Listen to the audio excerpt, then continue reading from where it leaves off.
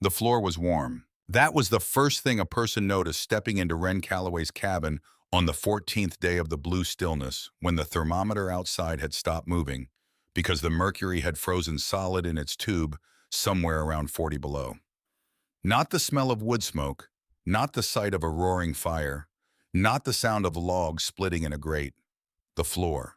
Warm boards under cold boot leather, a fact so contrary to every law of winter survival that the mind refused it for a moment, the way the eye refuses a magic trick even after the hand has already moved. But that was January, this is August, this is the beginning. Copperhead Flats sat in a shallow bowl of land, pressed against the eastern foothills of the Beartooth Range. The kind of place that appeared on no official map, but existed in the mouths of freighters and mail riders as a landmark, a waypoint, a place to water horses before the long pull south toward Billings. 80-some souls had staked their futures here in the past 3 years, drawn by timber rights and grazing land, and the particular optimism that the American West manufactured in men who had run out of room everywhere else. They had built 14 structures, a general store, a livery, a meeting hall that doubled as a church on Sundays, a blacksmith shed, and 10 cabins scattered across the floor of the valley like dice thrown without intention. The Beartooth foothills rose on three sides, granite bones pushing through thin soil, the rock old and gray and indifferent to the ambitions of the small creatures who had come to live in its shadow. Ren Calloway arrived on the second Tuesday of August, 1883, on the bench seat of a rented freight wagon, her son Cade beside her, their combined possessions stacked in the wagon bed under a canvas that the wind kept trying to peel back like a lid. She had driven the last 40 miles herself after the freighter, a man named Dodd, developed a sudden and convenient illness in Billings that she understood to be fear of the mountain roads.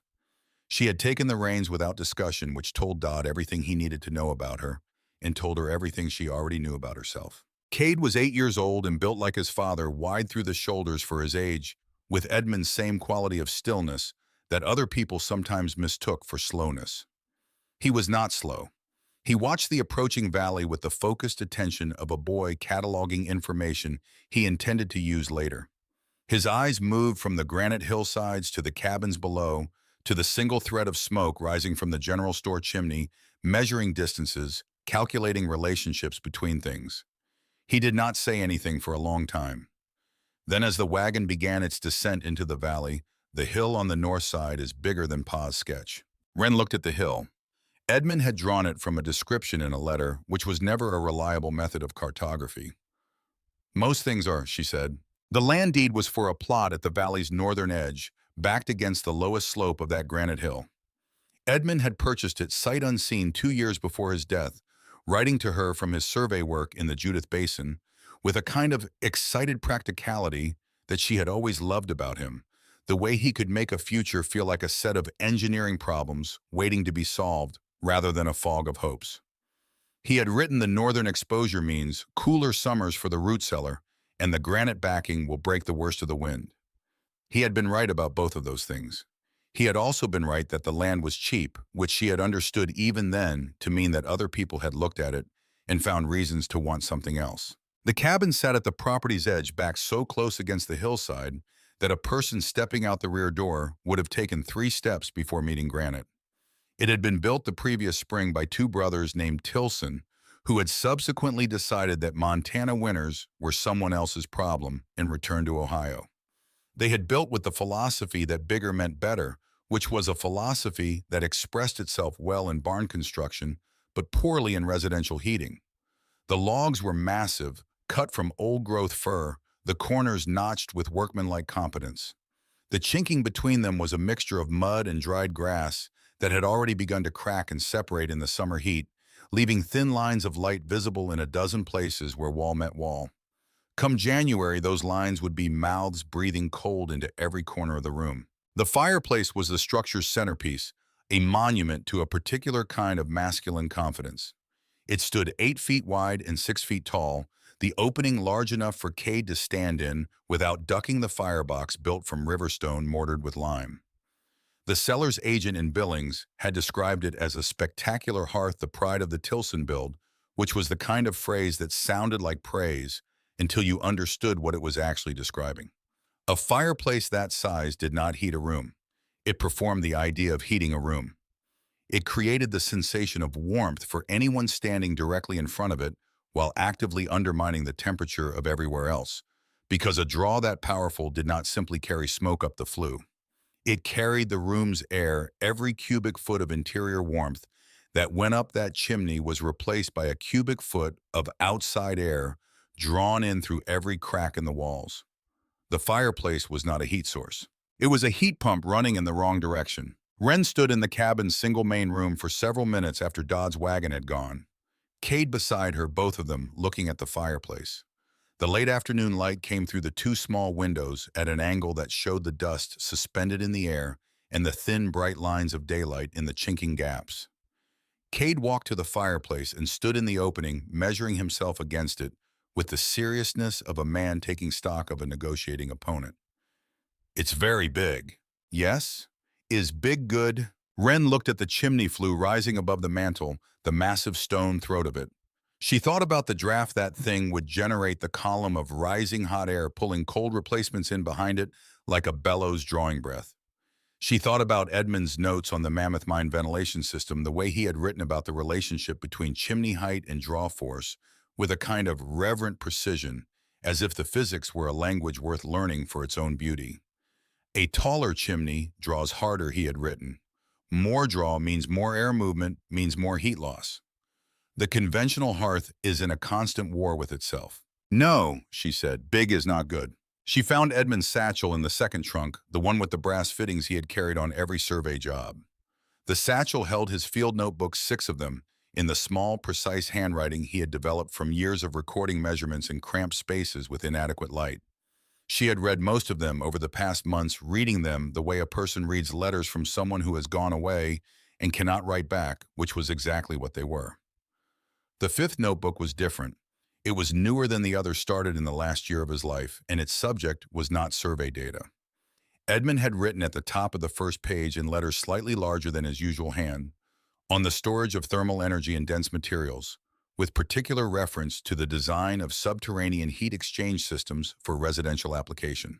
Below that, in smaller letters, as if he had added it later, for the Montana house. She had first opened this notebook the night after his funeral, sitting by the stove in her sister's house in Harrisburg, with Kate asleep in the next room, and she had understood immediately that she was reading something unfinished. The notebook contained 41 pages of notes, calculations, and diagrams, documenting Edmund's research into a heating method he had encountered in modified form in the deep mines of the Pennsylvania anthracite country, where engineers had discovered that the constant temperature of deep rock could be exploited to moderate the climate of underground workspaces. Edmund had spent the last year of his life developing a residential application of this principle, working out the mathematics of tunnel length and stone mass and thermal capacity in the margins of pages alongside his survey. Notes the two worlds of his professional and private thinking, bleeding together the way they always had in the notebooks of men who cannot stop working.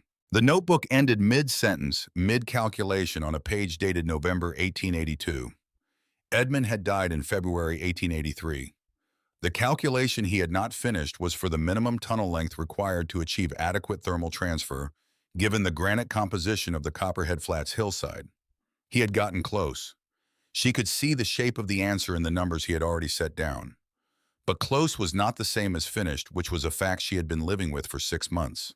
She sat on the floor of the Tilson cabin with Edmund's notebook open on her knees and Kate asleep in the wagon outside the August evening, cooling towards something that felt promising, but was not, because August in the Beartooth foothills was a liar.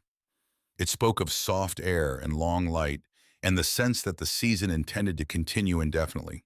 She had spoken with enough old-timers in Billings to know that the first killing freeze could arrive before September was out, that November could bring snow that stayed, that January could deliver temperatures that killed livestock in their stalls and men who miscalculated the distance between their front door and their woodpile.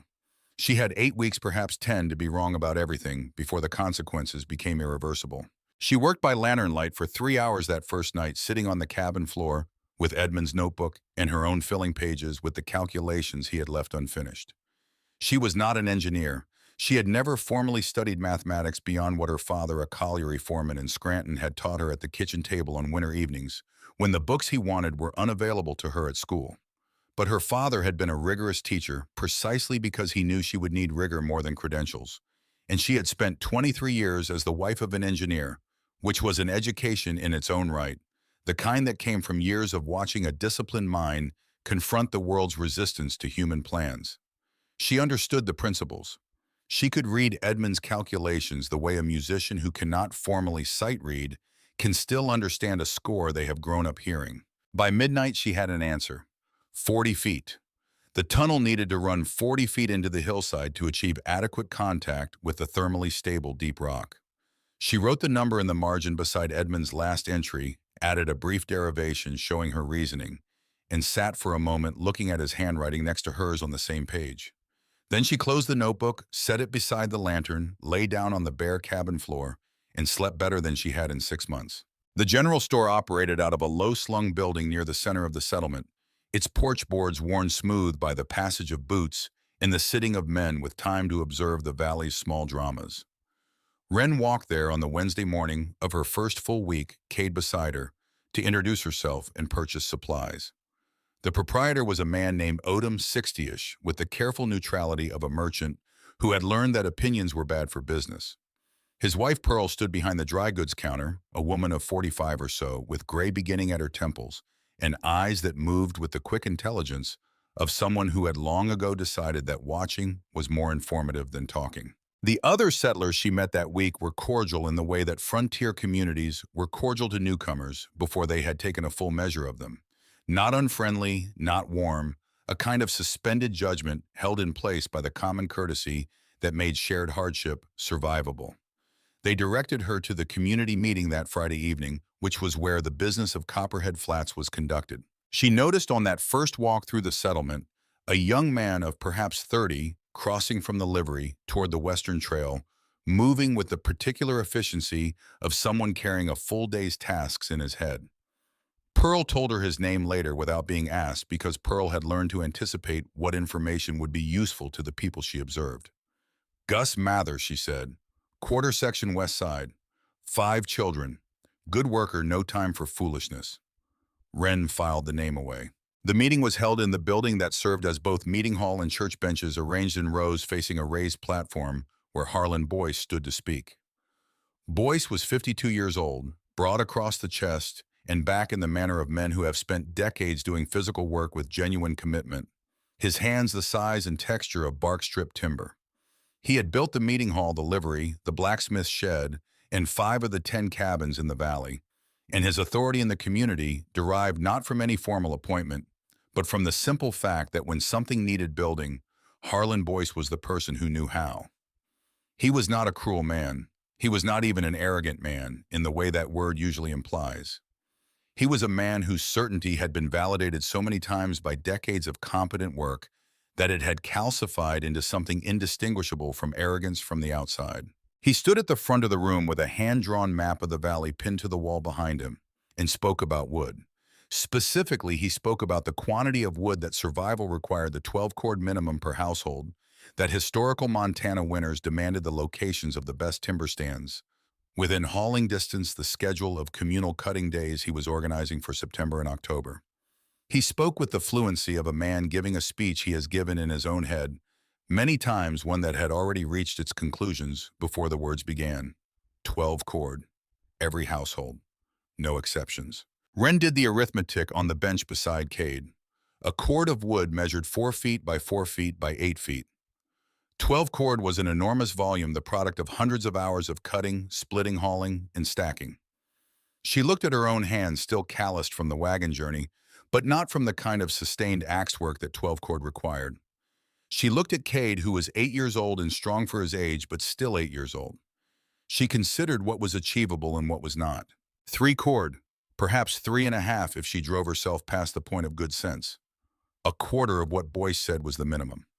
After the meeting in the yard outside, while men gathered in the particular clusters that form when a public discussion has ended but the talking hasn't, she approached Boyce directly. She had learned from Edmund that the most efficient path through difficulty was usually also the most direct one. Mr. Boyce, he turned from his conversation to look at her with the patient attention of a man accustomed to being consulted.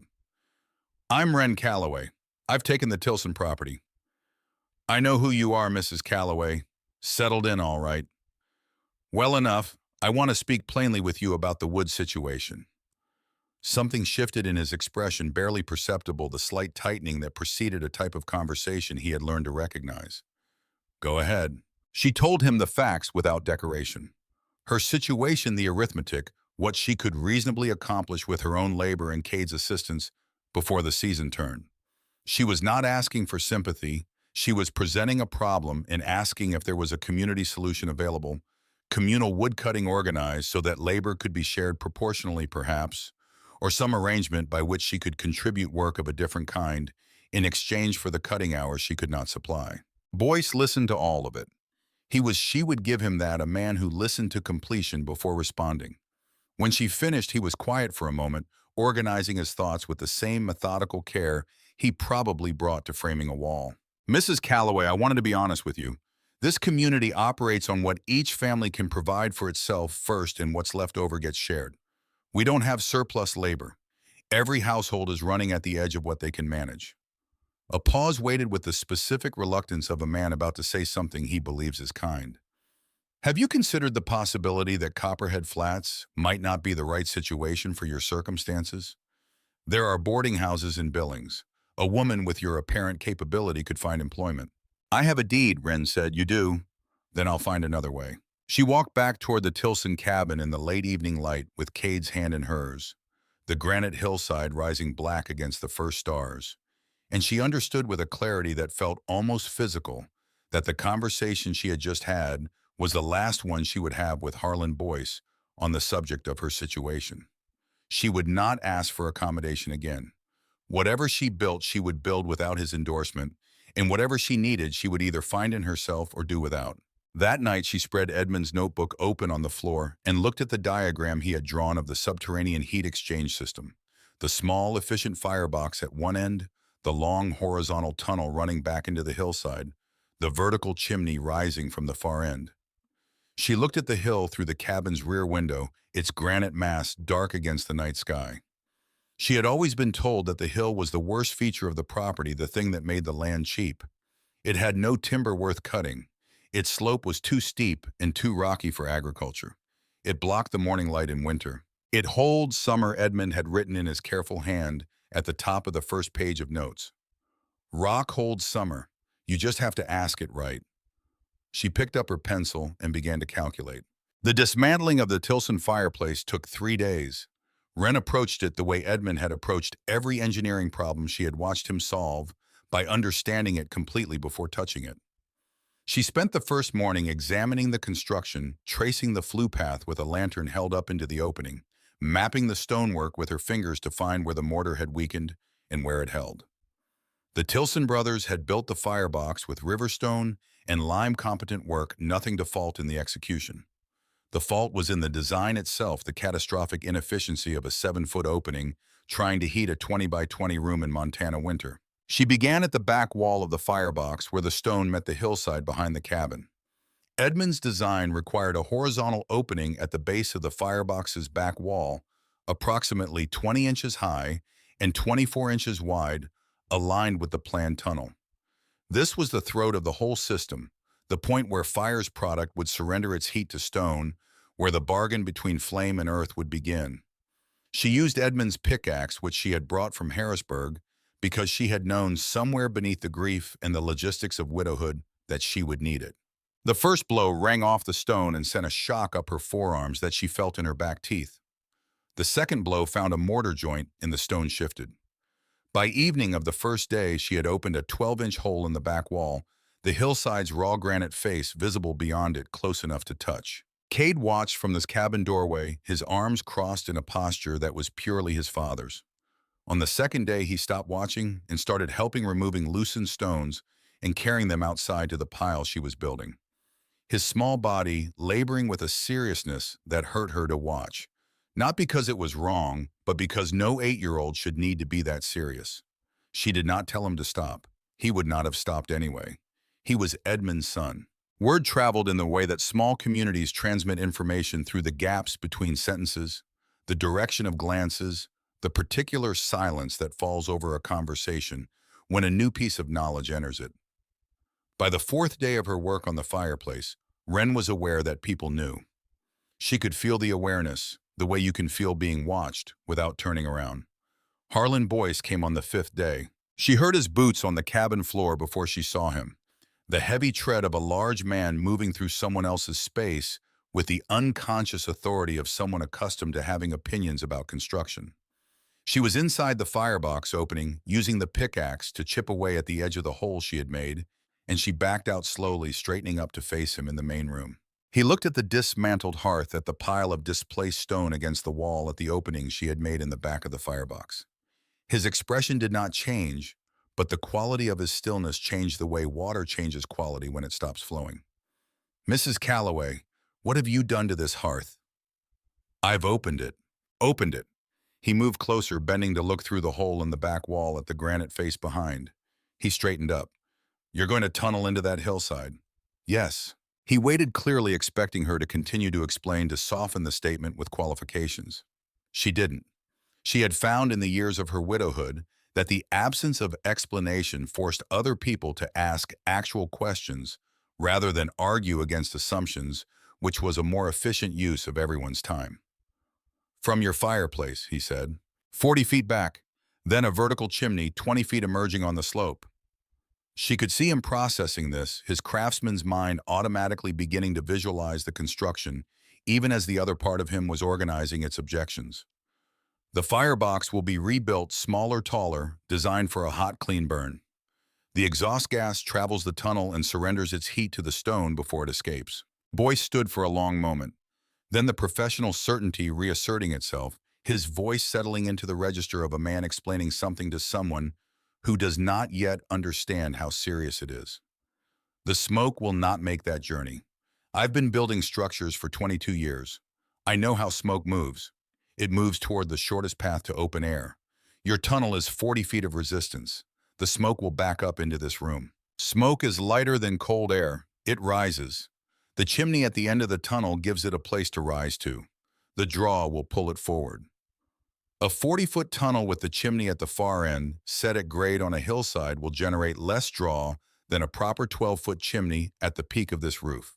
The physics work if the firebox produces gas hot enough to maintain buoyancy through the full tunnel length. She said it quietly, without challenge in her voice, as a statement of fact.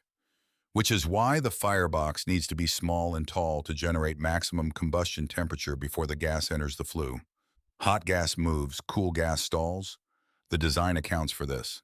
Boyce looked at her for a long moment. She could see him recalibrating, reassigning her to a different category than the one he had initially placed her in, and then deciding that the recategorization did not change his conclusion. "Even granting your theory," he said, "the practical execution of a 40-foot subterranean tunnel by one woman with a pickaxe before the first freeze is not achievable. You will injure yourself. You will be left with a destroyed hearth in an unfinished tunnel when the cold comes, and that outcome is worse than where you started." He paused. "I'm offering to bring men here. We'll rebuild this hearth properly. No cost to you. What I'm asking in exchange is that you seal this hole and abandon this project." She looked at him, this large, competent man offering something that cost him real time and real labor out of a genuine conviction that she was about to make a fatal mistake. She understood that his offer was not condescension in the way the word was usually meant. He believed what he was saying. He was wrong, but he believed it, which was its own kind of tragedy because it meant nothing. She said now would reach him. He had built too much that work to be moved by a theory from someone who had built nothing he could see. "No," she said. The words sat in the room between them, simple as a stone. His face changed, not into anger, which she could have worked with, but into something harder and more distant, the expression of a man drawing a line that would not move. "Then whatever comes of this is your own account to settle, Mrs. Calloway. The community cannot be responsible for a situation it warned against." Boyce left. The cabin was very quiet. Through the opening in the back of the firebox, she could see the granite face of the hillside, pale gray in the afternoon light, old and patient and utterly without opinion about the conflict that had just occurred in front of it. Kate appeared in the doorway from outside, carrying a bucket of water. He looked at the expression on her face, then at the opening in the hearth. "Is he going to help?" "No." Kate set the bucket down. "Are we still doing it?" She picked up the pickaxe. Get your work gloves. The following morning, she took Cade's hand before he could go to his tasks and walked with him to the rear of the cabin to the granite face exposed through the opening. She held the lantern up so he could see the stone clearly the way its surface shifted from the gray of weathered exterior to the darker, closer grain of material that had never seen light. Pa said rock holds summer, she told him. What he meant was that deep stone doesn't feel seasons the way we do.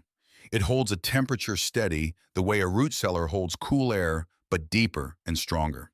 What we're going to do is make the fire's heat walk a long road through that rock before it leaves. On the road, the rock takes what the fire offers. Then the rock gives it back to us slowly all day, all night long, after the fire is gone. She watched his face. He was looking at the stone, not at her. We're not fighting the cold, Cade. We're making the ground fight it for us. He turned to look at her then, and she saw in his expression the specific quality of a person who has understood something that will not leave them. He picked up his work gloves from the shelf by the door. Then we should start, he said. She began at the granite face that morning, the pickaxe swinging in the half-dark of the cabin's interior, the sound filling the small space with a rhythm that she stopped hearing after the first hour because it became indistinguishable from the sound of her own pulse. The granite resisted with the absolute indifference of something that had been where it was for 100 million years.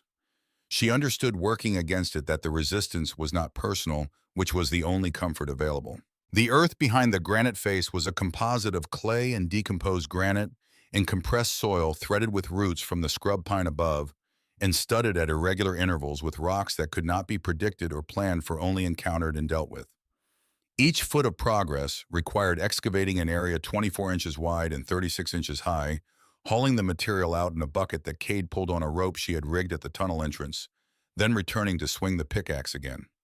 It was not one motion. It was hundreds of thousands of individual motions, each one small, each one necessary, each one adding its fraction of an inch to the growing dark behind her. She kept Edmund's notebook at the tunnel entrance open to the diagram pages. Each evening, she checked her progress against the design, measured the dimensions with a string, made notes on what the earth had showed her that day, where the clay changed texture, where the stone was harder, where water had moved through at some past season and left the substrate soft. She was learning the language of this particular piece of ground, the way she had learned Edmund's handwriting, by patient repeated contact until the patterns became familiar. On the 9th day, she found a seam of dark clay, wet and plastic, running across the top of the tunnel at the 12-foot mark. She felt it before she saw it, the sudden change in the pickaxe's resistance, the give that was wrong. She stopped, held the lantern up, and looked at the ceiling of the tunnel where it was forming. The clay was the problem Edmund had flagged in his notes, the soil condition that required shoring. His recommended solution called for timber supports 3 inches thick set at 2-foot intervals. She did not have timber 3 inches thick. She had timber from the firebox's original structure torn out during the dismantling in various dimensions. She spent that evening measuring what she had against what the design required, doing the substitution math, determining whether the available material was structurally adequate for the purpose, even if it didn't match the specification. It was with a margin she considered acceptable. She worked by lantern light until the oil ran low, fitting the shoring timbers into place, with the care of someone who understood that the ceiling of a tunnel is held up by the support's precision, not its existence. Cade handed her timbers from outside in the dark, his small hands passing them through the entrance with the wordless efficiency of someone who has memorized the sequence of what comes next. They did not speak much during the work hours. The work organized itself, and they organized themselves around it, a system that functioned because both of them trusted its logic. Cade had begun his own notebook in the 3rd week, recording each day's progress in a hand that was already developing the careful precision of his father's writing. He drew cross-sections of the tunnel from memory each evening, annotating the substrate changes, marking where the soil shifted character. One morning, he caught a detail she had missed, a mottled patch in the tunnel's left wall that he had watched change color over 3 days, indicating moisture migration that could affect the shoring above it. She adjusted her shoring plan. The wall held. Pearl Odom appeared on the 12th day, which was the day Wren had calculated she had enough shoring in place to safely advance past the clay seam. She heard boots on the cabin floor, came out of the tunnel blinking in the relative brightness of the cabin interior, and found Pearl standing near the firebox opening with a basket covered in cloth, her sharp eyes moving over the space with the comprehensive inventory of someone who has been wondering about a thing for too long to keep not looking at it. You're further along than I expected. Pearl set the basket on the table. Bread, 2 jars of preserved vegetables, a wedge of hard cheese. My husband says you'll be dead by February. She paused. I told him he's probably right, but I figured you could use a meal either way. The words were delivered without preamble or apology, which Wren recognized as the most honest form of kindness she had been offered since arriving in the valley. Pearl was not pretending to believe in her. She was simply declining to let the probability of failure excuse her from the obligation of a meal. Sit down if you want, Wren said. I'll make coffee. Pearl sat. She looked at the tunnel entrance while Wren built a small fire and set the coffee pot on. How far in are you? 16 feet. I need 40. How long does 40 feet take? At the current rate, with no additional complications, 24 more days. Pearl was quiet for a moment. The Hendersons over on the east side have a boy who's 14 and looking for work. Cutting wood. The family needs cash money before spring. She lifted her coffee cup. I'm not saying he'd work for you specifically. I'm saying he exists. Wren poured her own cup. This was she understood Pearl's version of intelligence. Not endorsement, not alliance. Just information delivered with plausible deniability from a woman who made it her business to know the valley's internal economy and had decided for her own reasons to route a useful fact in Wren's direction. Thank you, Wren said. Don't thank me. I might be watching you build a monument to bad ideas. Pearl drank her coffee. But it's an interesting bad idea, I'll give you that. Wren descended into the tunnel after Pearl left, back into the dark, and the smell of turned earth and the particular silence of underground work, which was not silence at all, but the absence of wind, the absence of the sky's constant motion, replaced by the deep geological stillness of material that had not moved in epochs. She found working in that stillness that she could think more clearly than she could above ground.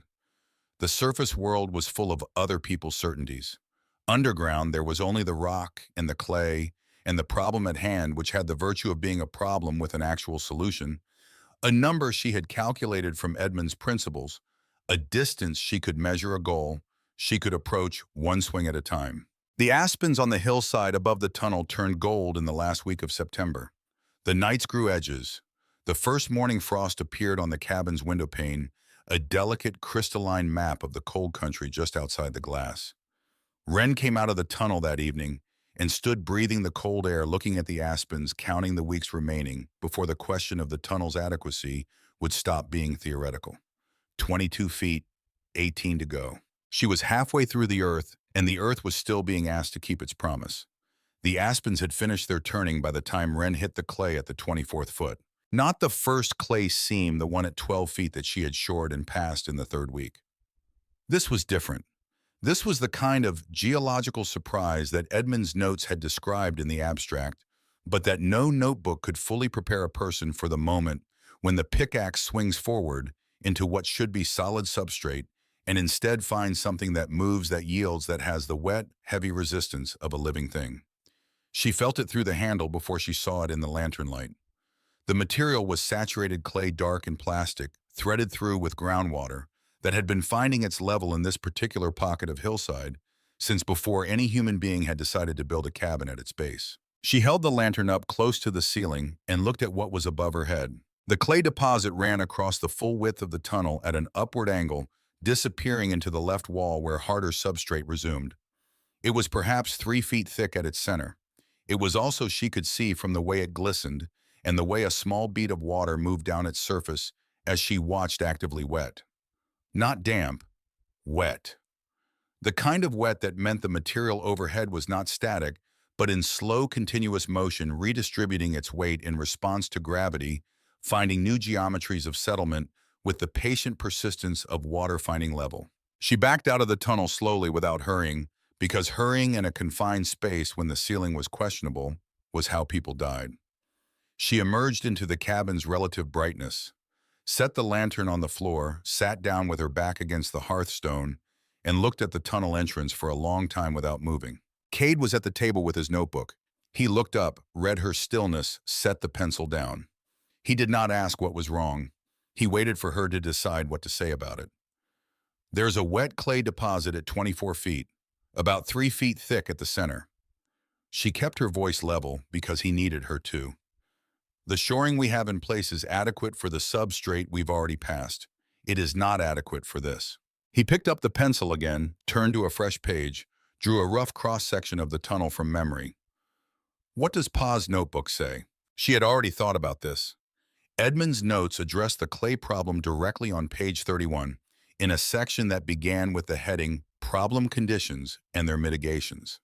His recommended solution was timber shoring at 18-inch intervals, rather than the 2-foot spacing she had used for the first seam, using material of at least 3 inches thickness in both dimension to resist the lateral as well as vertical pressure of saturated clay.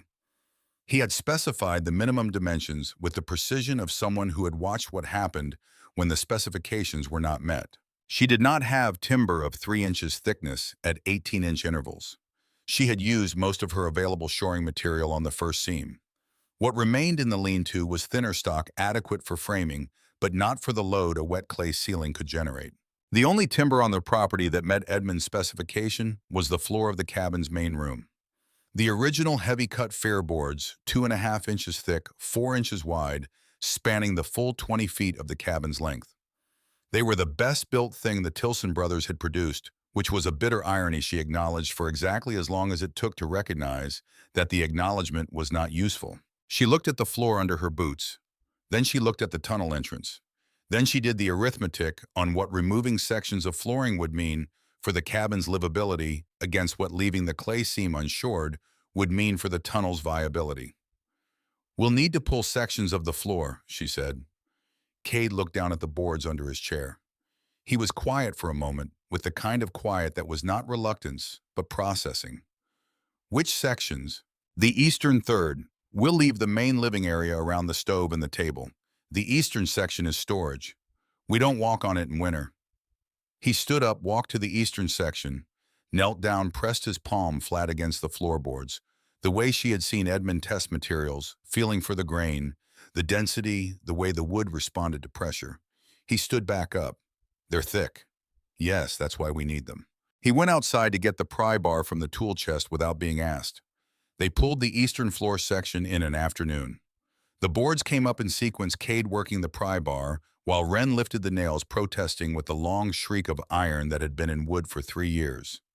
Beneath the boards was the raw earth of the cabin's foundation, dark soil exhaling the cold mineral smell of underfloor space. The cabin looked diminished without the boards, the missing section like a gap in a sentence where a word should have been. Cade stacked the boards outside with the careful alignment of someone who understood that order mattered when you were working with material you could not replace. He numbered them in sequence with a piece of charcoal so they could be reinstalled in the same order if reinstallation ever became possible. He did this without being instructed to. Wren watched him do it, this 8-year-old boy keeping the ledger of everything they were spending, and felt a particular gratitude that does not come with words, because the words available are not equal to the thing they are trying to describe. The shoring work at the clay seam took 4 days. She worked with the boards at a closer spacing than Edmund's specification because the material was thinner than recommended, compensating for the difference in thickness with the difference in interval. A substitution, she calculated, would produce equivalent load capacity if the clay's moisture content remained stable. It held. She tested it by the method of working past it, which was the only test available. She swung the pickaxe at the 25th foot mark, and the ceiling above the clay section remained where it was, and she swung at the 26th, the 27th, and the earth above her did not move.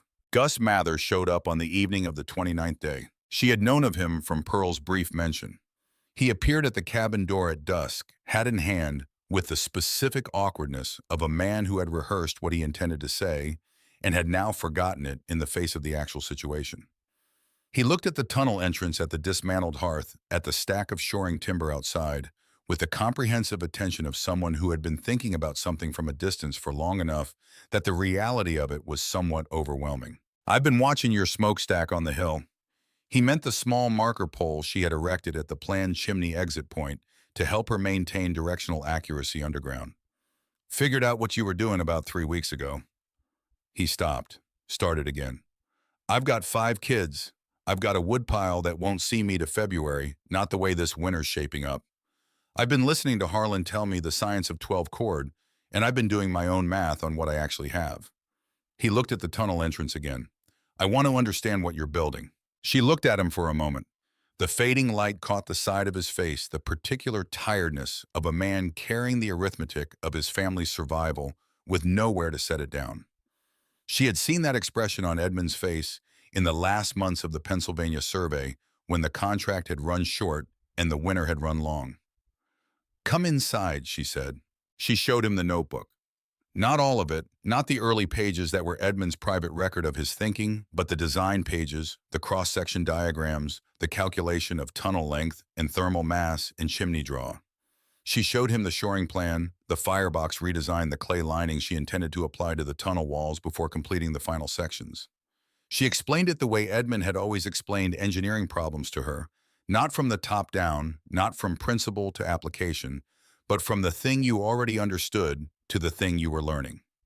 Gus Mather was a man who worked with his hands, who understood load and structure intuitively, who had spent years reading the behavior of materials under stress. She spoke to that understanding. He sat at the table for a long time after she finished looking at the diagrams. His expression had shifted from the awkwardness of arrival into the particular concentration of a person whose mind was working on a problem that had engaged it fully. The draw, he said finally. 40 feet of tunnel, the chimneys that far from the fire. I can see how the hot gas moves through. But at the end, when it's given up most of its heat, is there still enough differential to maintain suction? It was exactly the right question. The same objection Boyce had raised, but asked now from genuine curiosity rather than professional defensiveness. She told him about the temperature differential that remained in the exhaust gas, even after 40 feet of transfer, the physics of buoyancy in a vertical column, the way the 20-foot chimney height amplified even a small thermal difference into reliable draw. He nodded slowly. And you've done this before. The design was my husband's. I'm the first to build it. Another long silence. Boyce will be furious. Boyce is already furious. It hasn't changed the design. He looked at his hands, then at the tunnel entrance. I can't work for you during the day. People would see. I've got my own situation with Boyce. He's got 2 of my boys helping with his timber cutting, and I need that arrangement to hold until the wood is in. He raised his eyes. But after dark, I've got a few hours. She understood what he was offering. Not alliance, not public commitment, but the practical help of someone who had decided that her success mattered more than his social position on the matter. It was the most honestly useful thing anyone had offered her since she arrived. After dark, she agreed. He came the next 3 evenings, appearing at the cabin in the hour after full dark, working in the tunnel, while Cade held the lantern at the entrance, and she worked from inside. Gus Mather was a competent man, underground, not experienced but competent, which meant he understood what she told him and executed it without requiring instruction twice. They advanced 7 feet in those 3 nights, more than she had managed in the previous 2 weeks alone.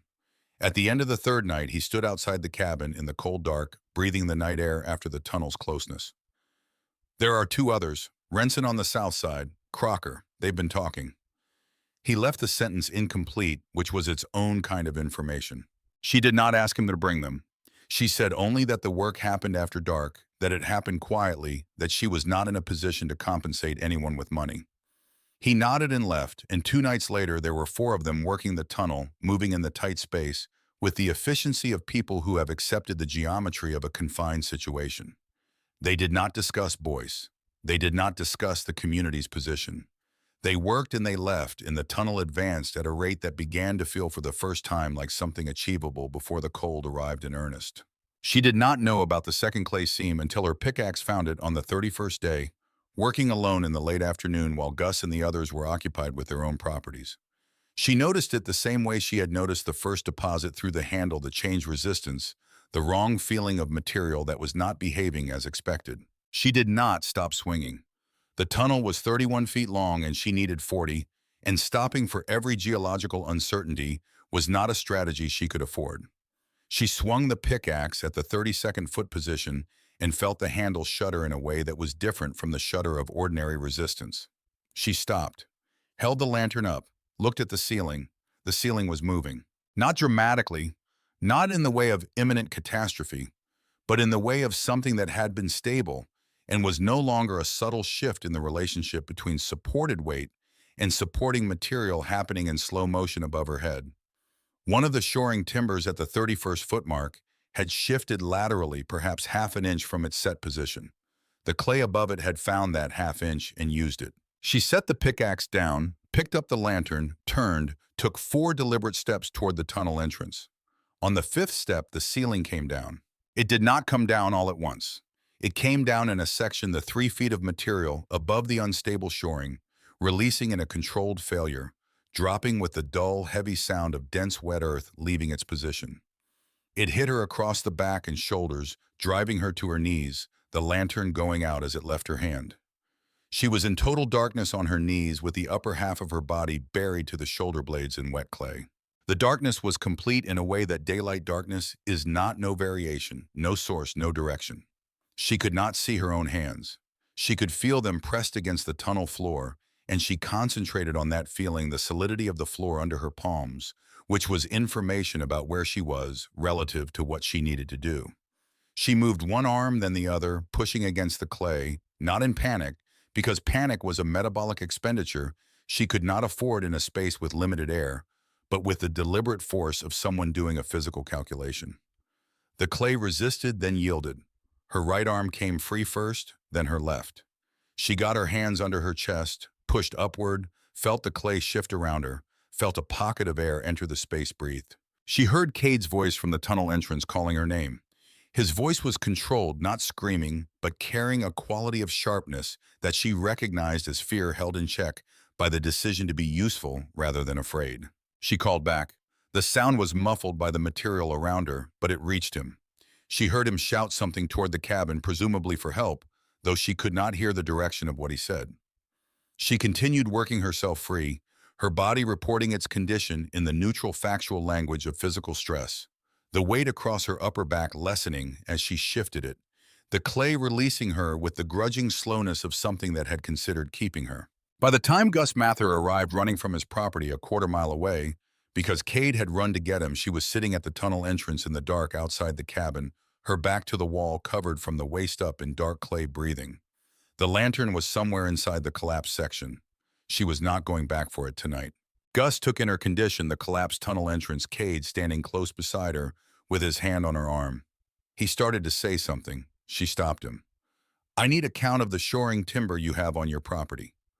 Her voice was steady. Her hands, she noticed, were not shaking. They had passed through fear into something on the other side of it, a country she did not have a name for. "Not tomorrow, tonight." He looked at her for a long moment. "You're going back in." "Tomorrow. Tonight I need the timber count." He went to his property and came back in 20 minutes with a number. It was enough. It was in fact slightly more than enough if she modified the shoring interval at the new collapse point and compensated with cross-bracing, a technique Edmund had described in the notebook's appendix for exactly this category of problem. She sat outside in the cold clay, drying on her coat and her hair, working through the revision on a piece of paper Cade held steady against the cabin wall for her to write on. Cade did not say anything about what had happened in the tunnel. He held the paper, he held the lantern while she wrote. He was 8 years old, and he had just watched his mother be buried to the shoulders in wet clay, and he was holding the paper steady, which told her something about what Edmund's blood produced in a child that she could not have expressed in language without inadequacy. She went back in the following morning. The collapsed section required 2 days to clear and reshored correctly, with Gus's timber set at the modified interval cross-braced at the ceiling as Edmund's appendix specified. When the shoring was complete, she tested it by the method she had used before, which was to continue working. The ceiling held. She did not look up at it more than was necessary. Looking at it was not useful. The work ahead of her was the part she could effect. By the 22nd of October, there were 37 feet of tunnel, then 38, then 39. On the morning of the 24th, she swung the pickaxe at the position she had calculated to be the 40-foot mark, and the blade struck a different quality of stone, the deep, undisturbed granite of the hillside's interior that had never been exposed to the surface geology's variations. It rang against the iron with a sound she had not heard before in the tunnel, a clear note, rather than a muffled thud, the geological equivalent of a bell. She stopped swinging, held the lantern up, pressed her palm flat against the stone face in front of her. It was cold, profoundly, absolutely cold. The cold of material that had never had a reason to be warm stone, that had sat in its position in the hill through every winter of the past million years, without access to the sun's heat or any fire's warmth. Edmund had written about this, the initial thermal debt of the deep rock, the fact that the system would need to charge before it discharged, that the first fires would be giving heat rather than reclaiming it, filling the thermal battery before it could run. She had known this intellectually, feeling it under her hand, the deep cold of the stone she was going to ask to hold fire's warmth and give it back slowly. She understood it differently. "You give it." First, Edmund had written in the notebook's margin in a line she had read a dozen times without fully arriving at. "You give it before you take." That's the compact. She began the vertical shaft the next morning. The chimney shaft required a different technique from the horizontal tunnel. She was now working in the hillside proper above the tunnel's endpoint, driving a shaft upward through the slope at the calculated angle that would bring it to the surface 20 feet above her starting point. The work was harder than anything she had done in the horizontal tunnel. She was swinging upward into resistance, the excavated material falling back on her with each blow, the lantern hanging from a hook she had driven into the tunnel wall at the shaft's base, casting its light upward into the rising dark. She wore a cloth over her face against the falling debris. Her arms ached with a constant, steady depth by the end of the third day, the muscles not acutely failing, but depleted in the way of something that has been asked for more than its ordinary amount over a long span.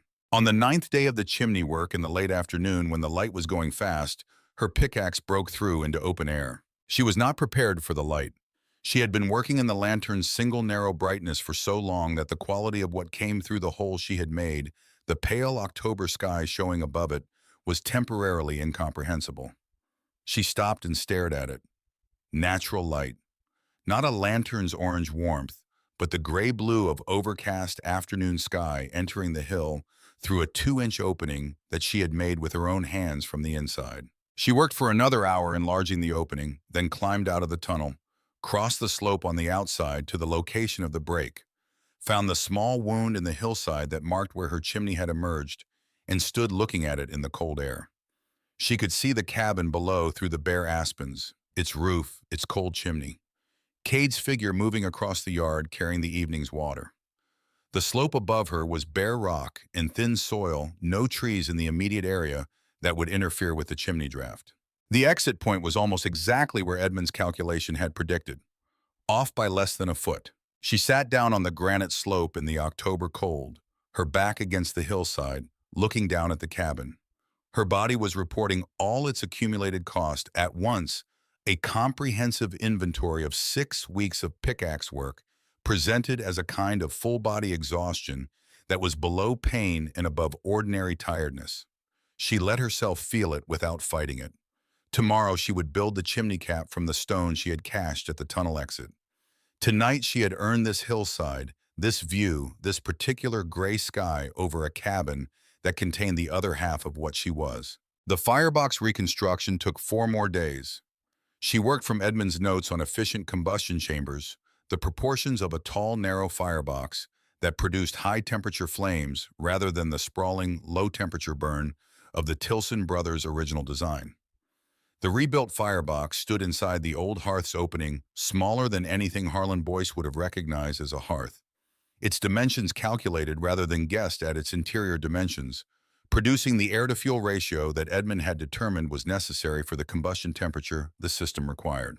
The clay lining of the tunnel took 2 more days applied in sections from the firebox end, a mixture she made from the wet clay she had excavated from the problem seam. Supplemented with dry clay, Pearl Odom's husband sold her without asking what it was for.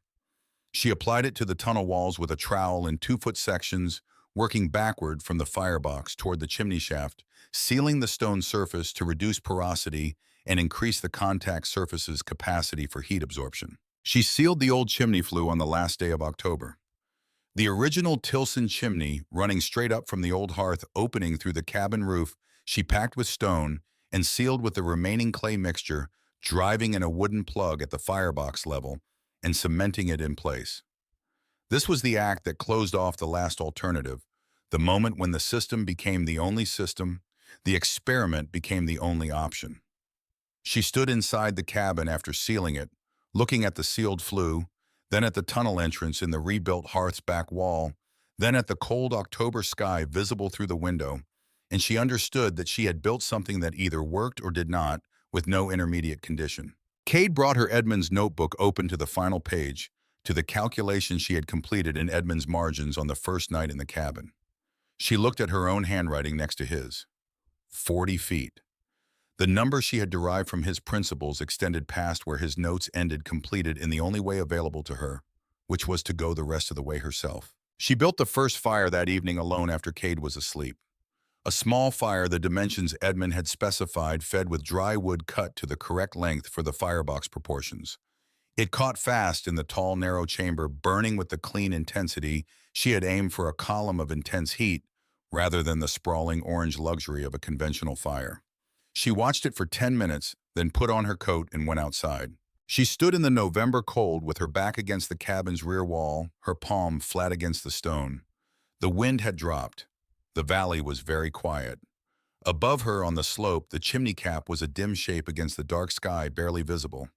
She stood for a long time, long enough that the cold moved through her coat and began working on the layers beneath it.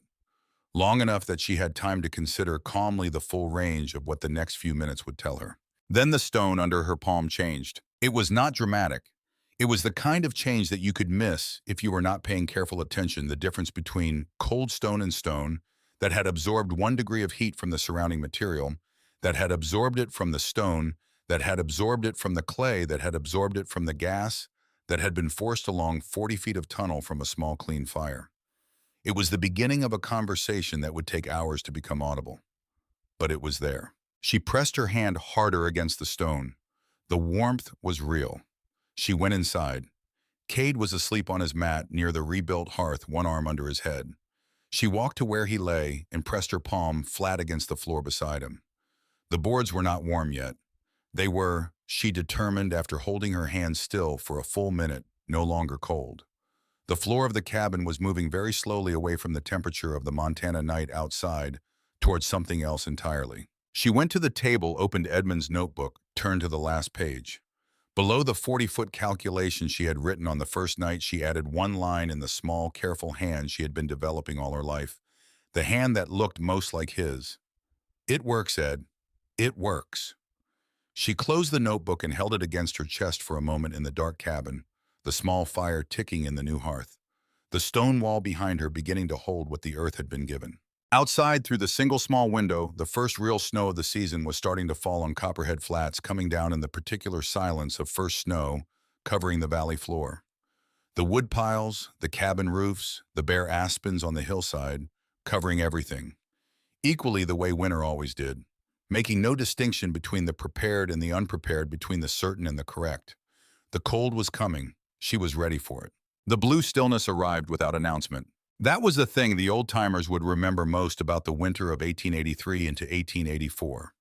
Not its severity, which was historic, not its duration, which broke every record the territory's settlers had kept since the first ones arrived with their optimism and their inadequate coats, but the silence that preceded it. The temperature dropped 40 degrees in 6 hours on the 8th of January, the kind of drop that the atmosphere accomplished without drama, without wind, without the theatrical buildup that usually preceded serious cold. One afternoon, the valley was merely cold. By evening, it was something else entirely. By midnight, the thermometer outside the general store had reached its mechanical limit, which Odom had set at 40 below when he purchased it in Billings, because he had considered that number a reasonable ceiling for what a Montana winter could produce. He was wrong. The air became a physical substance. Not metaphorically, not in the way that cold is described as biting or cutting by people who have not felt the real thing. It became genuinely solid in the way that affected every object it touched, turning moisture to crystal on contact, freezing the articulation out of leather, so that boot uppers cracked when flexed, seizing the metal of latches so they had to be worked with both hands. Trees in the timber stands above the valley exploded through the nights with sounds like rifle shots, their sap expanding beyond the tolerance of their wood. The creek that ran along the valley's eastern edge stopped moving, entirely freezing, not from the top down as creeks normally froze, but simultaneously through its full depth, the sound of it ceasing between 1 hour and the next, as though something had simply decided that water's movement was no longer permitted. In the cabin at the valley's northern edge, backed against the granite hillside, a woman lit a small fire in the morning. Wren had settled into a rhythm over the 6 weeks since the first test fire in late October, the system's behavior becoming as familiar to her as the behavior of any tool she had learned to use with precision. Morning fire an hour, sometimes two on the coldest days. Evening fire the same. Between those two events, the cabin's temperature held within a range that required no extraordinary measures. No wool layered over wool, no concentration of all activity within 3 feet of a heat source. The floor was warm. The back wall, the one that shared its stone with 40 feet of thermally charged earth, radiated a steady mild heat throughout the day, maintaining through the darkest hours what it had absorbed during the fires, surrendering it slowly, the way a stone that has sat in summer sun surrenders its warmth through the evening long after the sun has moved. She had burned perhaps a cord and a half of wood in the 6 weeks between the first fire and the beginning of the blue stillness. She had 3 cords stacked outside. She had not touched the second cord yet. Cade had stopped wearing his indoor coat sometime in November. He sat on the warm floorboards in his shirt sleeves doing the arithmetic. She set him each morning, his notebook open on the floor, working through problems she had been composing since they arrived. The kind of practical mathematics that would not be available to him in any schoolroom, because the schoolrooms taught abstraction while she was teaching him to calculate the load capacity of shoring timber, the thermal mass of a given volume of granite, the relationship between chimney height and draft velocity. He learned the way his father had learned, by doing the thing until the principle revealed itself from the inside. The blue stillness changed the quality of everything outside without touching the quality of anything inside. She could see it in the window's frost, which was different from ordinary winter frost, thicker, more opaque, building itself in complex crystal structures that obscured the glass entirely by the second day of the cold snap. She could hear it in the absence of sound because at 40 below, the air was too cold for the ordinary movements of wildlife. The birds went silent. The small mammals went still in their burrows. The world outside reduced itself to an absolute minimum of activity. She could feel it when she opened the door to bring in wood, the cold entering like a blade, the quality of it different from what had come before, carrying a conviction in it, a sense that it had come to stay. She did not open the door more than necessary. She had her wood stacked under the cabin's small roof extension, reachable through the door without more than 2 steps into the open air. She had laid in her supplies in November Odom at the general store, selling her what she needed with his usual careful neutrality, Pearl watching from behind the dry goods counter with eyes that had been recalibrating their probability estimate steadily upward since October. She had enough food for 12 weeks. The blue stillness lasted 21 days. In Harlan Boyce's house, 300 yards south and west across the valley floor, the situation was developing with the logic of a structure whose load had exceeded its design capacity. Boyce had built well.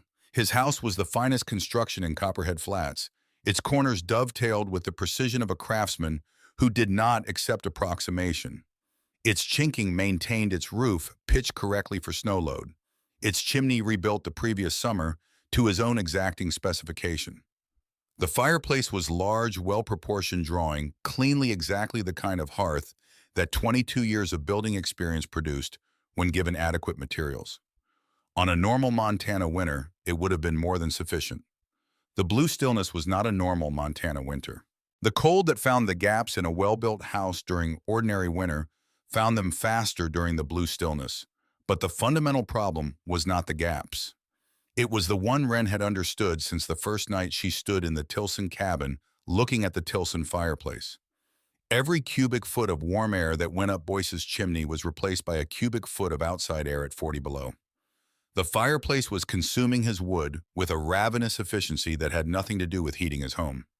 It was the thermodynamic cost of feeding itself, pulling in the cold that replaced what it consumed, creating a cycle of consumption that demanded more and more to produce less and less net warmth as the temperature differential between inside and outside grew. He burned through his wood with the disciplined desperation of a man who has been trained to believe that the correct response to any structural failure is more material. More wood meant more fire, meant more heat, meant survival. The logic was sound. The quantity available was not. His 12-cord, a mountain of labor stacked outside his house through September, was gone by the 14th day of the freeze. He had been supplementing with interior furniture since the 11th day, making the calculation that objects could be replaced in spring while children could not. A chair, a small side table, the shelving from the back room, his wife's sewing cabinet, which she had carried from Missouri in a wagon, and which she did not protest giving to the fire because she understood the arithmetic as clearly as he did. His youngest daughter, Ida, had started coughing on the 12th day. He had heard that cough before in Pennsylvania in the winter of 1871, in a mining camp where the cold had been nearly this severe. He had been 20 years old, working his first construction job, and the man who had slept in the bunk above him had started with that same quality of cough wet at the edges, developing a frequency that increased rather than decreased as the days passed. The man had died in February. Harlan had not thought about that winter in 30 years. He was thinking about it now. He sat on the 14th night beside his daughter's bed, listening to her breathe. His wife sat on the other side, her hand on the girl's forehead. The room was warm enough to keep breath visible at the far corners, which meant it was not warm enough not for a child whose body was already working against itself. The fire had been down to coals for 2 hours. There was nothing left to put on it. He made the decision in the particular clarity that absolute necessity produces in men who have spent their lives preferring to think their way slowly to conclusions. There was no more time for conclusions. His wood was gone. His daughter was sick. 300 yards north across the valley floor was a woman he had publicly dismissed, a project he had called dangerous foolishness before witnesses, a system he had stated with professional certainty would not function. If she was dead as he had believed she must be by now, he would take what remained of her wood supply and bring it back. That was what he told himself as he put on every layer he owned and stepped out of his house into the 40 below dark. He needed to believe it, because the alternative belief, the one his mind kept trying to form, was not one he was ready to hold in the open. The cold hit him like a wall falling. He had been outside in it before brief forays for wood and necessities, but this was different.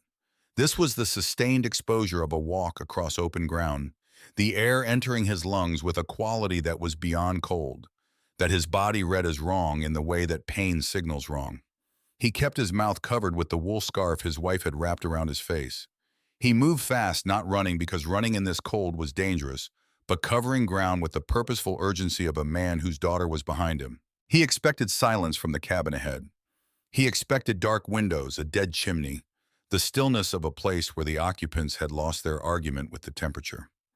He had been constructing that scene in his mind with the guilty imagination of a man who had told himself he was not responsible for someone else's choices, arriving at the conclusion that absolved him while carrying the knowledge that the conclusion was not quite whole. The window showed light. He stopped walking. He was close enough to see it clearly, the yellow warmth of an interior lamp, not the high contrast brightness of a large fire, but the steady glow of a living space in ordinary use. He stood in the 40 below dark, 30 yards from the cabin, looking at that window. His mind worked at the fact of it, the way a hand works at a knot finding no purchase, the information refusing to resolve into a form he could accept. He moved to the door. He raised his hand and knocked the sound of his gloved fist against the wood loud in the frozen silence. He waited.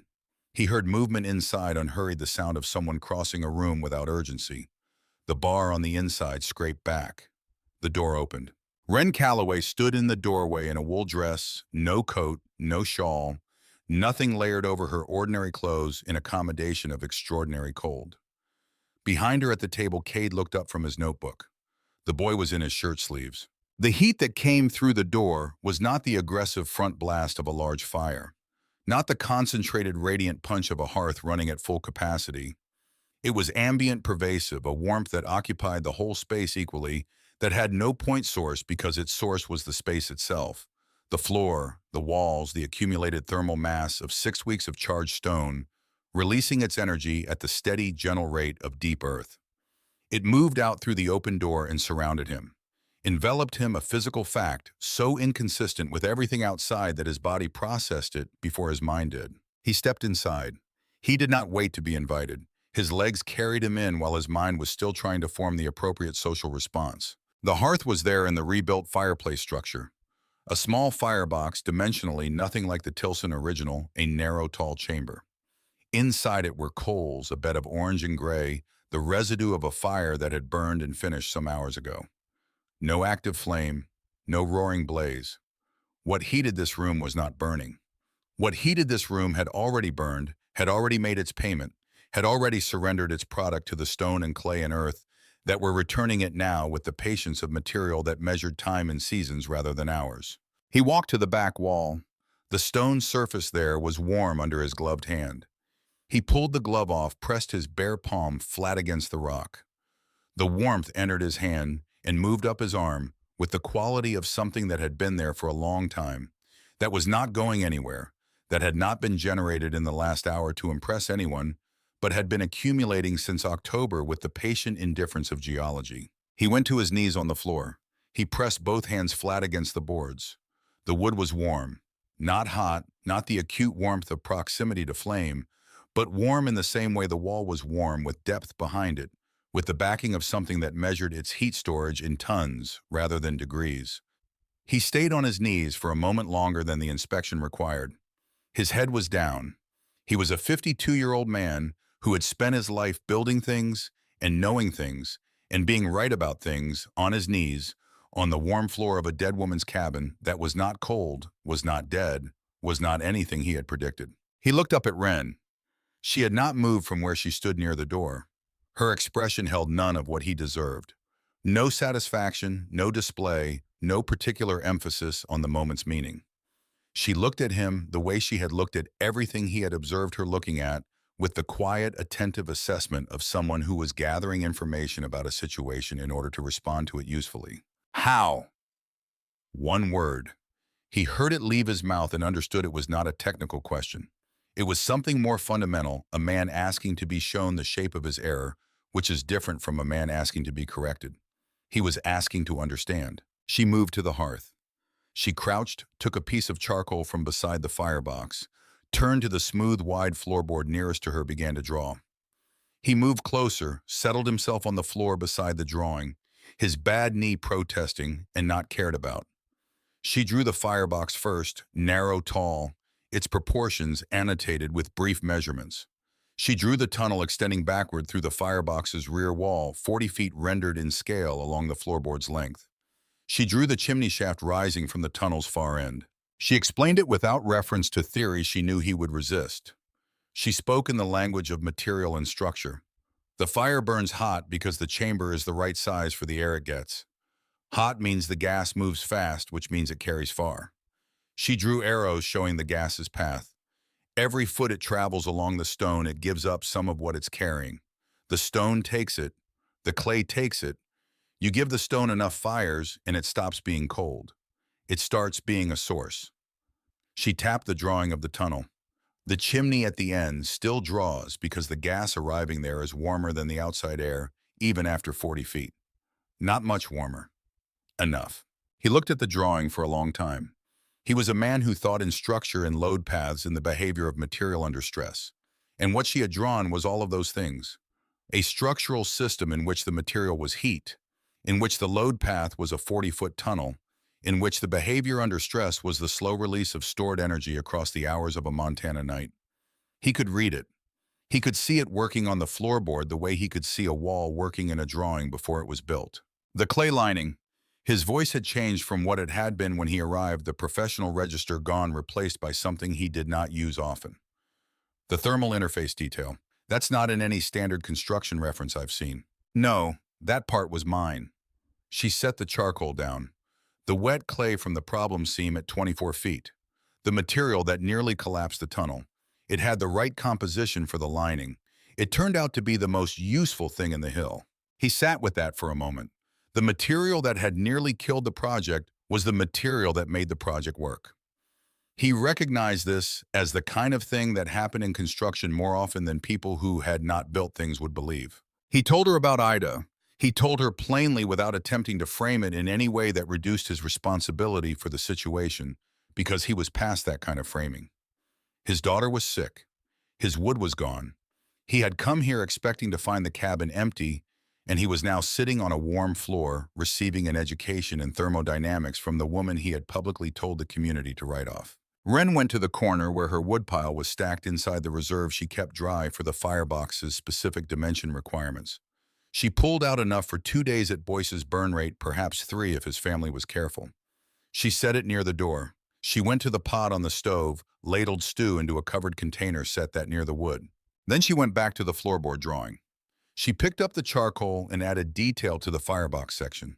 The proportions, the air gap dimensions, the height-to-width ratio that produced the combustion temperature the system required.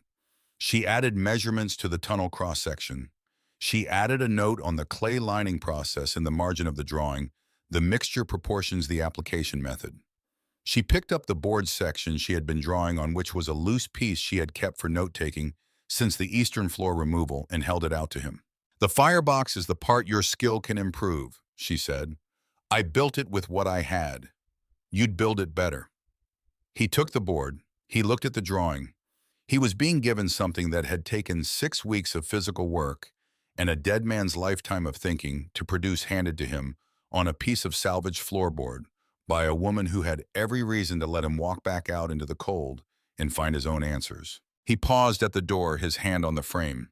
His voice was not quite steady in the way that voices are not quite steady when they are carrying more weight than their ordinary load. "I told the community you were building your grave." Ren's voice came from behind him, even unbothered by the history of the statement. "You told them what you knew. You didn't know enough yet." He went out into the blue stillness. The cold hit him with the same force as before, but he moved differently through it now. The board under his arm, his direction, fixed the 40 below dark. No longer something he was navigating by desperation. He was navigating it by purpose, which was a different quality of movement entirely. Ida's fever broke on the third day. Whether it was the warmth from the conserved wood, the stew, the body's own resilience, or some combination of those things that defied attribution. It broke and the cough lost its wet, dangerous edge, and the color returned to the girl's face by increments over the following week, in the way that color returns to a landscape after winter, slowly, then all at once. Harlan Boyce called a community meeting on the morning of the Blue Stillness's 19th day, when the temperature had moved 3 degrees back towards survivable, when people were willing to walk the 100 yards to the meeting hall without the specific terror of the past 3 weeks. Every household sent someone. Most sent everyone, because being in the same room with other people was a comfort that none of them would have admitted to wanting, but all of them felt acutely. He stood at the front of the room. He had the floorboard drawing with him propped against the wall behind him, where his 12-chord map had hung in August. He stood there for a moment before speaking, looking at the faces of people who had spent 3 weeks in various stages of the same fear he had been living in. People who had burned their furniture, their stored lumber, their reserve materials. People who had made it through by margins that would not survive a 4th week. "I was wrong about Ren Calloway." He said it to the room, to all of them, with the directness of a man who had decided that the gap between what he had said publicly and what he now knew to be true was not a gap he was going to manage gradually. "I told you her system was dangerous and would fail. It didn't fail. Her family has been warm for 6 weeks on a fraction of the wood the rest of us burn. I've seen it. I've been in that cabin." He paused. "I've been on that floor." The room was very quiet. Not the hostile quiet of resistance, but the particular silence of people recalibrating a large number of things simultaneously. He turned to the board drawing. He began to explain what he understood of it, which was now considerable because he had spent the 3 days since his visit to Ren's cabin working through the drawing's implications with the focused intelligence of a craftsman who had been shown a better joint. He explained the firebox proportions, the tunnel principle, the thermal mass concept in the vocabulary of building that the room understood. He was not a physicist. He was a builder explaining a building system, which was his fluency, and he spoke in it with the authority of someone who had converted a theory into a physical understanding by pressing his bare hand against a warm wall on a 40 below night. He told them it could be adapted. Not every household could dig a 40-foot tunnel. But the firebox design, the high combustion chamber that burned hot and clean and efficiently, could be built into or alongside existing hearths.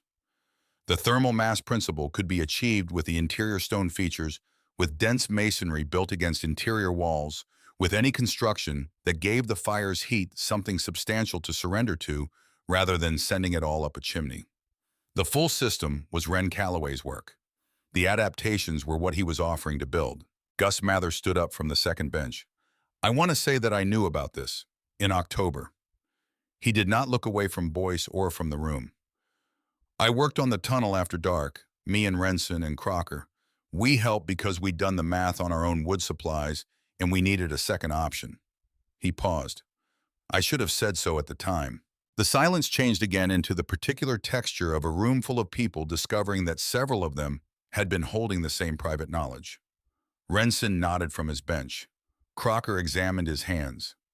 Pearl Odom, sitting in the third row, looked at no one in particular with an expression that suggested she had known about all of it and was now watching the room come to the same conclusions she had reached in October. Within 4 days, 3 households had begun construction of modified systems. Boyce directing the work, adapting the principle to existing structures with the creative competence of a craftsman who had fully internalized a new idea. The firebox modifications were faster to build than full tunnel systems. The thermal mass features could be constructed from stone already on site. By the time the blue stillness finally broke on the 21st day, releasing the valley back into ordinary January cold, that felt by contrast almost hospitable, 4 families were heating their homes with systems that bore the essential logic of Edmund Callaway's notebook, modified by Ren Callaway's execution, refined by Harlan Boyce's 22 years of building knowledge. No one in Copperhead Flats died of cold that winter. Spring came with the particular relief of something that had not been certain. The snow released the valley floor in stages through March. The creek ran again in April. The aspens put out their first small leaves in May with the tentative quality of something testing whether it was safe to do so. The community emerged from its houses into the mud season light with the dazed gratitude of people who have survived something they were not sure they would and who have not yet finished understanding what that means. Wren pulled the shoring timbers from the tunnel in April, working from the chimney end back toward the firebox, checking the clay lining's condition, noting where the winter's repeated heating cycles had affected the material and where the stone itself had developed the particular surface texture of frequently heated granite, a slight granularity and altered color. Edmund had predicted this change in his notes, the thermal cycling gradually modifying the rock surface to increase its absorption efficiency, the system improving itself through use. She recorded what she found in the notebook below the lines she had written in October, adding a technical appendix that documented the actual performance of the system through the winter against the predicted performance from Edmund's calculations. The differences were small. His math had been right. She had been right about how far to extend it. She found at the 24th foot that the clay seam that had collapsed on her in October had reorganized itself around the shoring in the months since the wet material, having settled into the voids between the timbers, then dried through the winter's heating cycles into a dense, consolidated mass that was now more stable than the surrounding substrate. The thing that had buried her to the chest had become, over the course of a winter, load-bearing. She sat in the tunnel for a moment looking at the dark, dense material that had once been a threat and was now a feature. "You give it first," Edmund had written. "That's the compact." Harlan Boyce came to the cabin in May, not at dusk, not after dark, not with the specific awkwardness of a man whose motives required concealment. He came in the middle of a Tuesday morning, in the full light of the valley, visible to anyone who might be watching, which several people were because several people were always watching, in a community of 80 souls. He brought his toolbox. He brought Gus Mather, Renson Crocker. He brought 2 of the valley's younger men who wanted to learn. He told Wren that he intended to document the system properly, to build a reference version, a demonstration installation in a structure they would construct for the purpose, so that the design could be taught to anyone who came to Copperhead Flats asking about it, so that the knowledge would exist in the valley as practical buildable fact, rather than as one woman's singular installation. He asked for her participation in the documentation not as a source to be extracted, but as the person without whose understanding the documentation would be incomplete. She agreed. She spent 3 weeks working beside Boyce, beside Gus, beside the others, translating Edmund's notebook into the language of buildable specification, the dimensions and materials and sequences that a competent craftsman could follow without having read the original theory. The work was different from the tunnel work, more collaborative, less solitary. The knowledge moving between people rather than from a book to one woman's hands in the dark. She found she did not mind this. The knowledge was not diminished by being shared. It was changed by it refined the practical building experience that Boyce contributed, identifying 3 details where Edmund's design could be improved without altering its principles. Adaptations that were incorporated into the specification with her agreement, because they were correct improvements. They called the documentation the Callaway specification. Wren asked that Edmund's name be included in full Edmund Callaway Field Engineer, Pennsylvania designer. Below that, in Boyce's careful draftsman's hand, the specification recorded completed and first constructed by W. Callaway, Copperhead Flats, Montana Territory. Winter 1883 to 1884. The specification was copied 4 times. 1 copy stayed in the meeting hall. 1 copy went with a freighter to Billings. 1 copy Wren kept. 1 copy Harlan Boyce kept in his toolbox beside his levels, where it would travel with him to every building site he worked for the rest of his career. The summer that followed was the ordinary summer of a valley that had survived its test and was now living in the time after. People planted, grazed, repaired, built. Wren Callaway replanked the eastern section of her cabin floor with lumber she purchased from the Billings freighter, who passed through in June. She reinstalled the boards in Cade's numbered sequence, each one going back in the position he had recorded the previous September.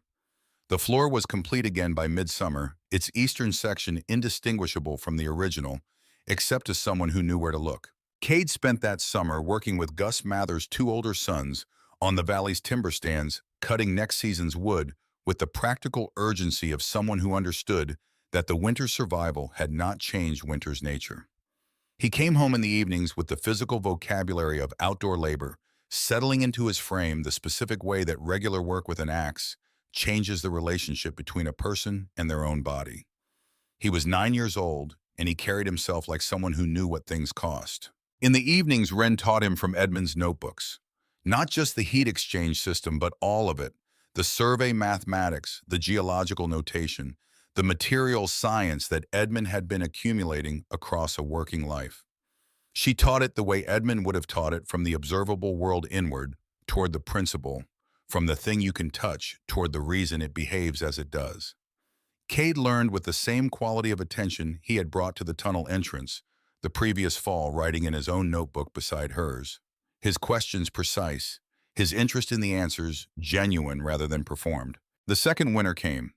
The community of Copperhead Flats met it with 12 cord of wood per household, as Boyce's standard required, plus modified heating systems in 7 of the 14 structures, plus the Callaway system in its original complete form in the cabin at the valley's northern edge.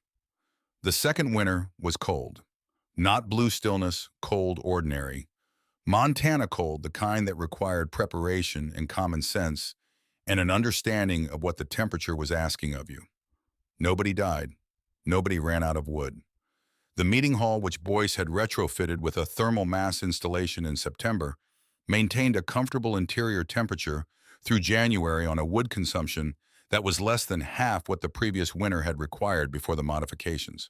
On a Thursday evening in February, 20 years after the blue stillness in the city of Billings, Montana, a 29-year-old engineer named Cade Edmund Callaway sat at a drafting table in the offices of the territorial surveyor, finalizing the heating specifications for a new public building, the Billings Postal Station, which was to be the largest structure in the territory outside of Fort Ellis.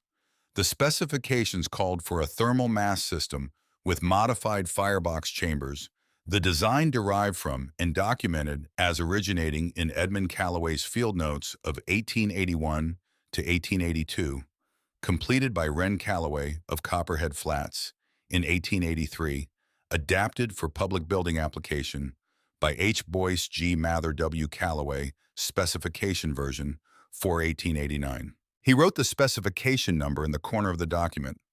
Below it, in the space marked Designer of Record, he wrote his own name for the first time on a project of this scale. Below that, in the space marked Foundational Reference, he wrote both of theirs. Wren Callaway lived the rest of her life in Copperhead Flats.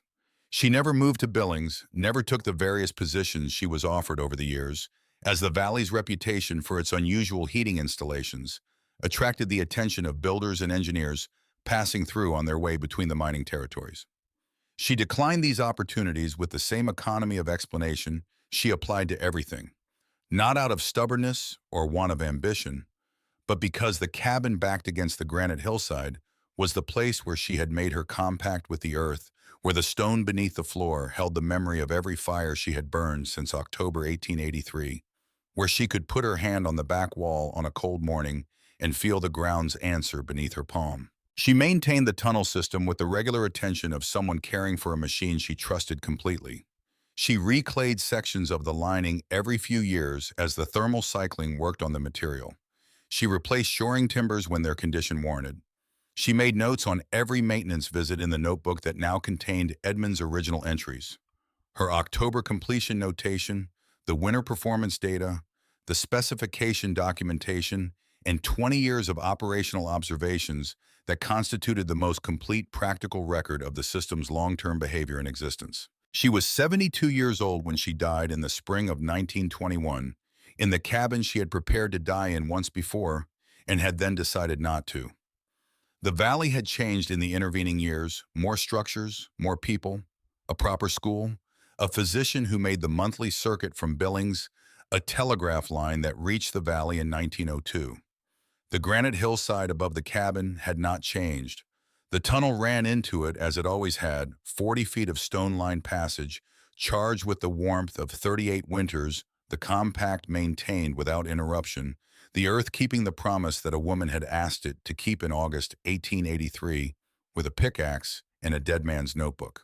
Cade buried her on the hillside above the tunnel exit, at the place where the chimney cap emerged from the slope, the point she had broken through into open air on a gray October afternoon, with a 2-inch hole and the astonished recognition of daylight. He made the marker himself from a piece of the granite that had come out of the tunnel in the original excavation, a stone that had sat beside the cabin's front step for 38 years, serving no particular purpose except to be the first rock she had moved in the making of her plan. He cut 2 lines into it. He was not a man given to excessive statement, which was his mother's legacy in him, the preference for precision over elaboration, the understanding that the right words in the right place were worth more than many words in the approximate vicinity of meaning. The stone read, "Wren Calloway." She asked the ground. It answered. He stood on the hillside for a long while after he placed it in the spring air, looking down at the valley below the cabin roof, the thin thread of smoke rising from the chimney cap at his feet, where the morning's fire was still completing its journey through the stone. The valley had 7 cabins visible from where he stood. From 5 of them, smoke rose into the morning air. Each column was thin, nearly colorless, the product of a clean, hot burn rather than the heavy rolling output of a wasteful fire. Each one was a signature, a mark made by a family that had learned to give the heat its 40 feet before releasing it to the sky. He picked up his coat from the rock beside the marker. In his satchel was the notebook, all of it. Edmund's original entries, Wren's additions, the specification, documentation, the maintenance records, the accumulated history of one tunnel in one hillside in a valley in Montana. He was bringing it to Billings to have it copied and deposited with the Territorial Surveyor's Office, where it would be available to any builder who came looking for it. He walked down the slope toward the cabin, the granite hillside at his back, the valley opening below him in the spring light, carrying what she had left him. It was not a fortune. It was not a title. It was a notebook, a specification, a tunnel, a principle. It was the knowledge that the ground held warmth if you asked it correctly, that the asking required work and patience, and the willingness to be wrong about the intermediate steps while remaining right about the destination, that the compact between fire and earth was kept, not by force but by the precise application of understanding. The cold was somewhere else now, tending to other business in other valleys with other people who had not yet learned to ask. The ground held what it had been given. It always did.